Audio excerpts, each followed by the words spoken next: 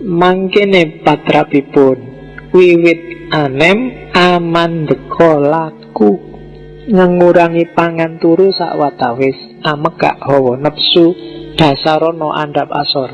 Jadi laku kita kalau besok ingin mensukseskan sebab akibat yang baik tadi, katanya Ronggo Warsito, makanya yang tepat sejak muda saatnya untuk lelaku, mengurangi makan tidur sementara, menahan hawa nafsu dengan didasari sifat sopan santun. Nah ini yang berat. Jadi tirakat kita yang pertama, ayo laku, jangan boros makan, jangan boros tidur. Sementara tidak apa-apa, tirakat itu kan sementara. Kalau sudah buka puasa kan sudah boleh makan, sudah boleh tidur. Cuma jangan banyak-banyak, makan sekadarnya saja. Lapar ya makan, sebelum kenyang sudah berhenti. Itu mengurangi makan, bukan menghilangkan makan. Mengurangi tidur. Yo, untuk yang lebih bermanfaat. Jadi tidurnya dikurangi untuk belajar, tidurnya dikurangi untuk tahajud, untuk sholat malam, bukan untuk nonton sepak bola. Ya, kalau pas ada siaran langsung UCL, kalian mesti tirakatan kan? Cuma bukan itu maksudnya Ronggo Warsito. Jadi ngurangi makan, ngurangi tidur. Sementara tenang aja dan menahan hawa nafsu. Yang muda-muda, yang berat sebenarnya mungkin nahan hawa nafsu ini. Kalau mengurangi makan kan sebenarnya gampang. Akhir bulan pasti kalian makannya agak kurang. Duitnya seragam entek. Tapi nahan hawa nafsu ini yang agak berat. Tadi ada 4 jenis nafsu, nafsu al-lawamah, nafsu sufiyah, macam-macam itu kan harus latihan. Yang namanya latihan kadang gagal, kadang sukses. Tapi semakin sering latihan, semakin mudah dilakukan. Jadi hawa nafsumu itu kayak binatang peliharaan. Kalau dilatih terus menerus ya dia akan jinak. Tapi setelah dilatih lama, dicuekin lama, dia bisa liar lagi. Harus kalian yang mengendalikan.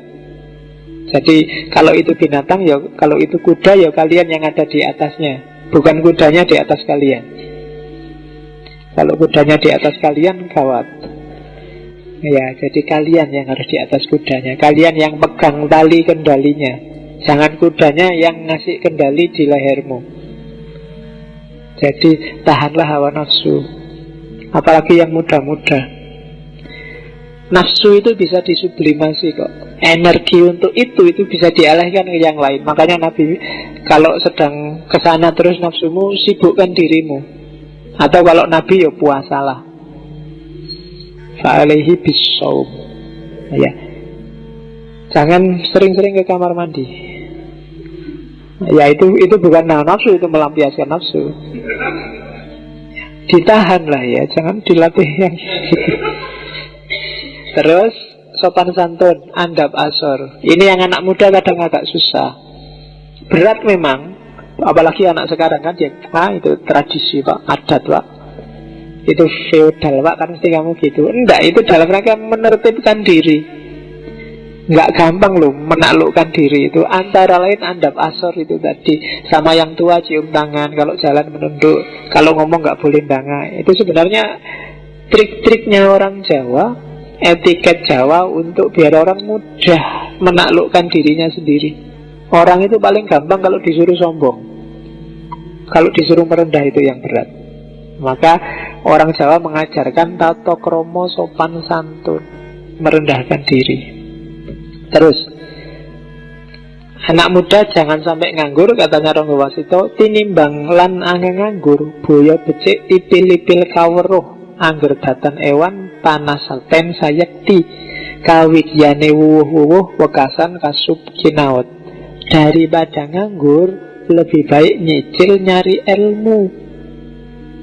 Asalkan tidak malu diberi nasihat sejati hingga penuh ilmu, akhirnya nanti berguna. Jadi kalau kalian sedang off, merasa bete, pingin ngapain daripada nganggur, nyicillah ilmu. Di sekelilingmu semuanya pelajaran. Baik ada yang tertulis, ada yang tergelar. Terus tambah ilmumu. Jangan malu kalau diberi nasihat, baik oleh tulisan, oleh lingkungan, maupun oleh orang yang lebih pandai. Sampai kamu penuh, akhirnya nanti berguna. Jangan khawatir. Jadi mumpung masih muda, nyicil, ipil-ipil kawruh.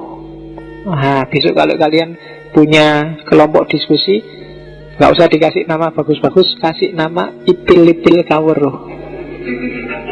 Tidak apa-apa, itu khas Jawa. Jadi kita bikin kelompok diskusi yang namanya ipil-ipil kawruh. Nah, jadi nyicil-nyicil, ngupil-ngupil pengetahuan. Jadi dikit-dikit tidak apa-apa. Kalau banyak kamu ngeblak nanti. Sidik-sidik nanti paham. Lama-lama ngumpul. Ilmu itu kan karakternya semacam itu. Kalau kalian nafsunya besar, pingin pinter, dadak, terus beli buku besar-besar, percayalah buku itu tidak kamu baca. Ya, wis toh.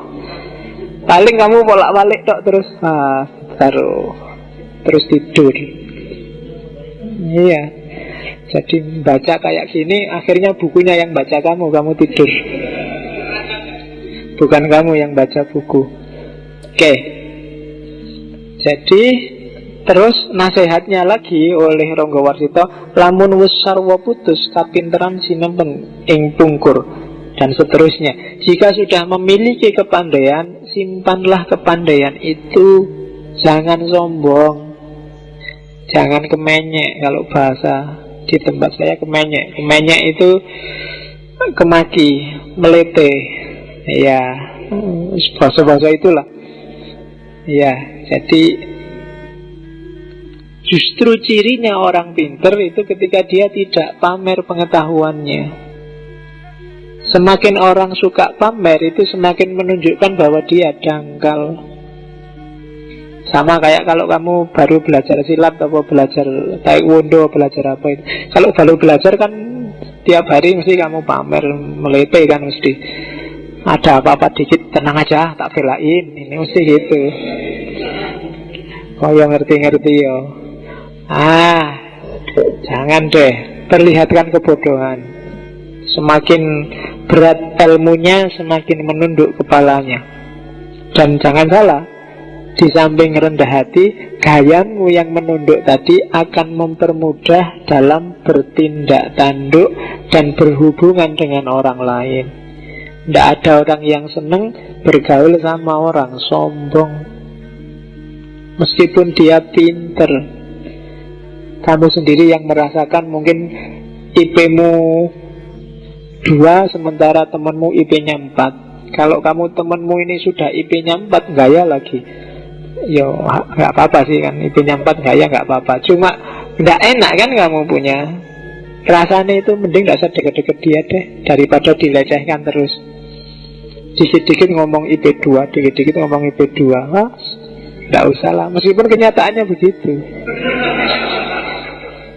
Ya kan, dikit-dikit nasihati, kamu itu mau belajar, gak inget orang tuamu, tiap hari nasihati gitu ya, kamu kan judik juga, bete juga. Ya nanti kamu balas, tenang aja, saya kan nyimpen ilmuku, gak tak keluarin. Ya, oke. Jadi jangan sombong, disimpan aja. Kalau memang pada saatnya ya dikeluarin. Kalau ada orang butuh ya dikasih, tidak masalah, cuma jangan sombong. Karena begitu kamu sombong, meskipun kamu memang pinter, orang akan lari darimu dan ilmumu akan kehilangan manfaatnya. Orang mungkin tidak percaya, mungkin yang diomongkan benar, tapi kalau sudah tidak suka kan nggak masuk. Oke. Sebab di dalam hidup banyak orang tak mau kelihatan bodoh, maka selalu menunjukkan pengetahuannya sendiri agar dipuji sebagai orang unggul. Tak taunya akan terjerumus. Jadi hati-hati kalau kamu sombong, sombongmu itu akan nabrak kamu sendiri. Sebenarnya apapun perilaku tercela yang kamu lakukan, akhirnya akan nabrak kamu sendiri. Jadi jangan dikira mudaratnya itu dirasakan orang lain. Yang pertama-tama merasakan Akhlakmu yang jelek itu dirimu sendiri. Kerugiannya ya kamu sendiri. Kalau benar-benar pandai, orang yang pintar itu harusnya tidak demikian kelakuannya. Haruslah dengan kira-kira bagaimana baiknya. Pandai-pandailah mengaku bodoh agar dapat memberi manfaat pada orang lain. Pinter-pinterlah merendah. Makanya orang Jawa itu kan lebih suka rendah diri, rendah hati. Ngomong aja kan gak suka yang keras-keras. Karena memang dasar teorinya untuk bisa harmoni dengan sesama itu kita harus agak merendah. Kalau semua orang muncul, semua orang menonjolkan dirinya, yang terjadi pasti konflik. Jadi merendahlah.